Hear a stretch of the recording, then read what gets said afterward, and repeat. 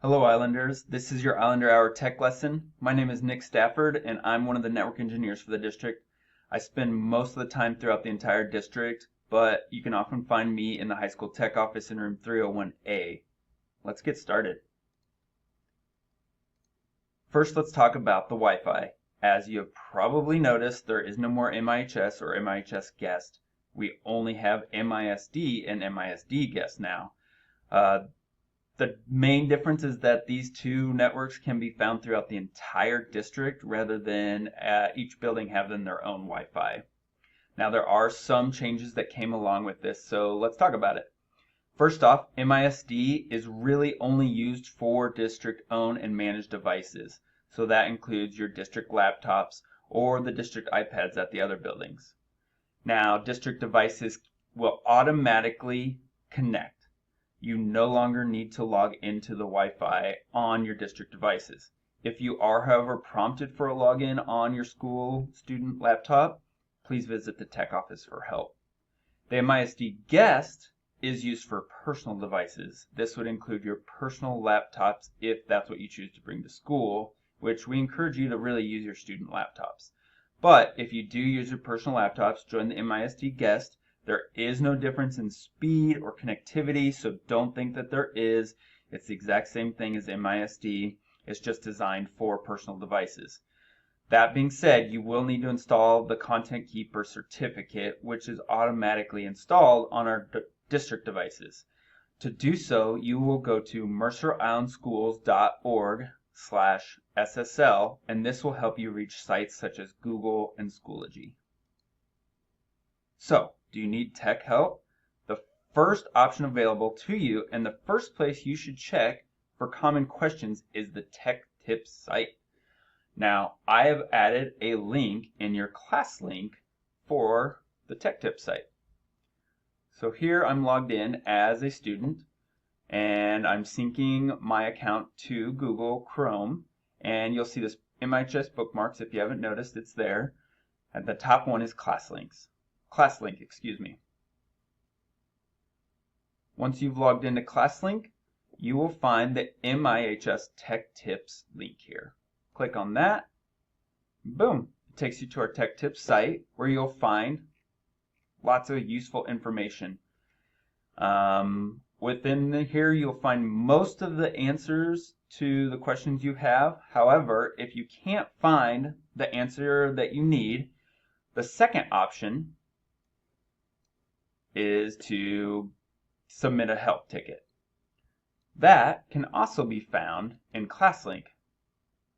Where is it? Here we go. The help desk button here. If you click on this, it will actually open up this form to submit a request where you can ask the techs or ITCs a question.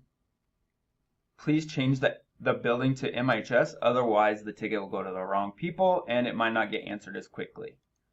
If you don't want to do this, or you don't have access to ClassLink right away, you're on your personal device, whatever the situation is, you can also email hs.techs@mercerislandschools.org. It does the same thing as submitting that form, it's just an email format.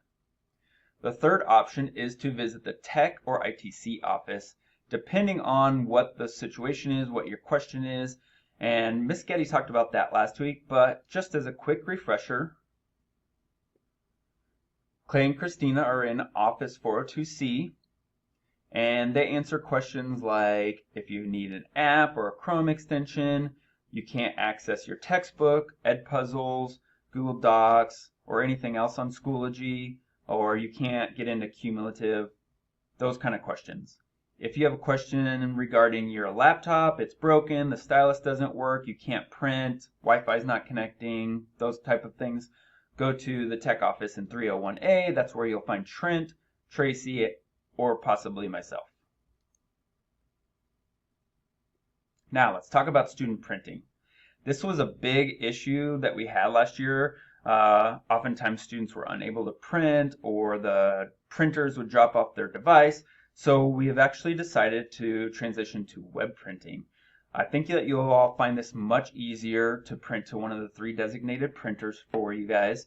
The biggest difference is with this, Well, there's lots of differences, but the first one is that you'll need to download whatever it is you want onto your computer. You can no longer print from Google Drive or Google Docs, Sheets, etc.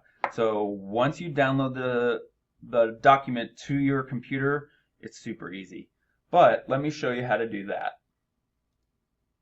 So here I have an example of a document that I want printed.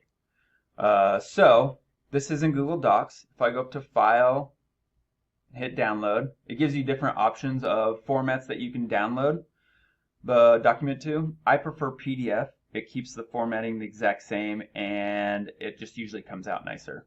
So if I click PDF document, I choose where I want to save this to on my computer. You can select from over here. I have created this folder in my documents. I hit save. Up here, it'll pop up as to you can open the document, which you really don't need to do in this instance, or you can open up the file. Let's go ahead and do that, or the folder, excuse me. So we open up the folder here. I'll set that down here for a moment. Put that here for a moment.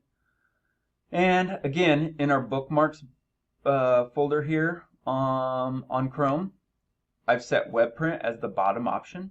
If we click on that, it'll open up this page. And here, you can type in your email address. I've already done this before, so mine will auto-populate. So once you've done that once, yours should auto-populate too. Type in your email address, hit continue as guest, and here you'll find some options. We need to select which printer we want to print to, Tech Office, Student Library, or Crest. In this example, I'll print to the Student Library. Here, I can either click on this box here to go to my file folder and select it, or if I already have it, my file folder open, we're trying to go to a different screen. Stop it.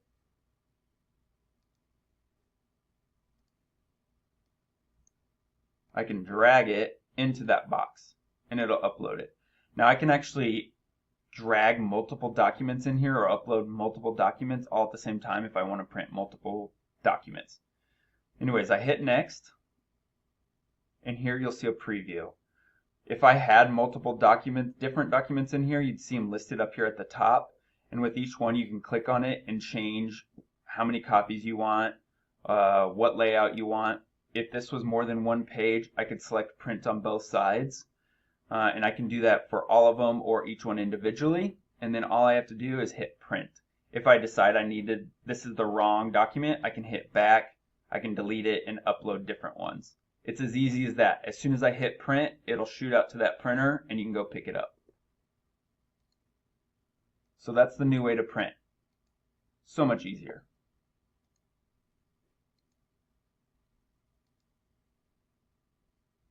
Let's talk about changing a password.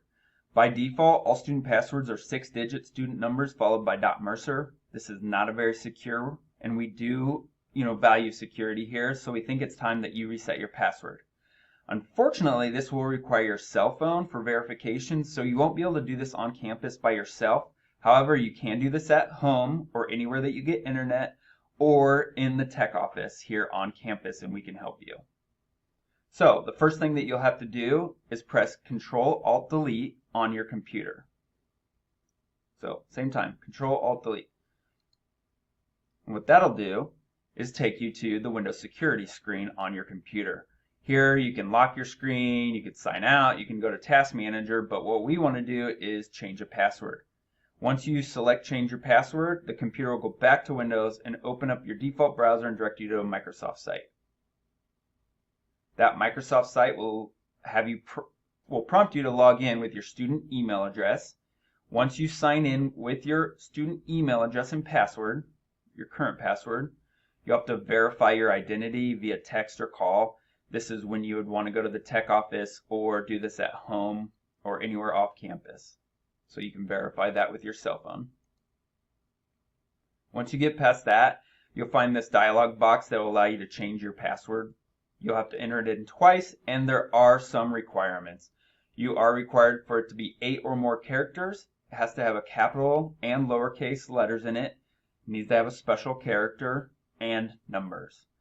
Now, important thing to remember is when you change your password this way, it will change your Microsoft login, so your computer login or Office login, but it will also change your Google password as well. So this includes Gmail, Schoology, or anything else that you sign in with your Google account.